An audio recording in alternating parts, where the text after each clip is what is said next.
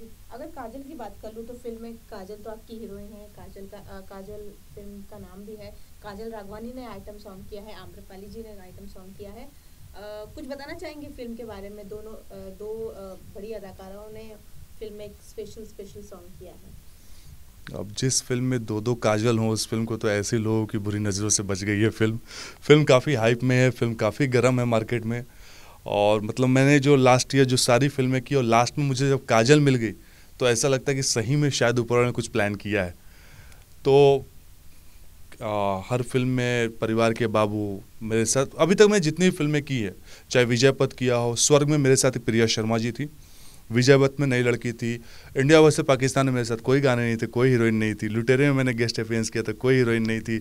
और उसके बाद एक और फिल्म मैंने किया था, हिंदी फिल्म थी आखिर कब तक, उसमें वैसा ही हाल था। तो ये जो सेकेंड इनिंग आदित्य मोहन की, इसमें काजल मेले एक बड़ी फिल्म है। बहुत लोग मुझसे पूछते थे कब करोगे बड़ी हीरोइन के साथ काम, कब करोगे गाने वाला। तो अब तक मेरे ऊपर कोई बहुत ज़्यादा गाने ही पिक्चराइज नहीं हुए, पर अब यहाँ से बहुत लोग इंडस्ट्री में बोलते हैं कि ये मेरी सेकेंड इनिंग है।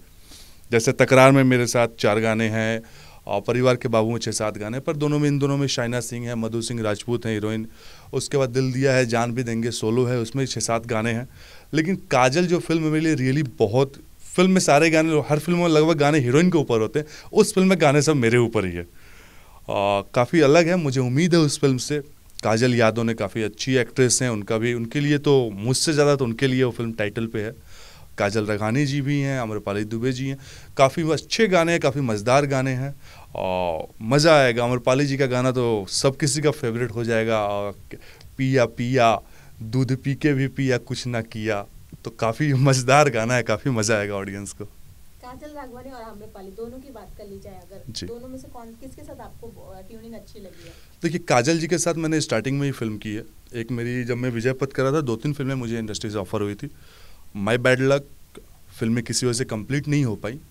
एक फिल्म थी घमासान, जो शायद अभी कंप्लीट हो गई, उसमें मैं और आदित्य ओझा थे और काजल राघानी उसमें आई थी एज ए हीरोइन।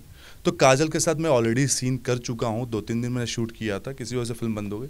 तो काजल राघानी जी के साथ मेरी ट्यूनिंग पहले से ऑलरेडी थी, जो वो सेट पे दिखी।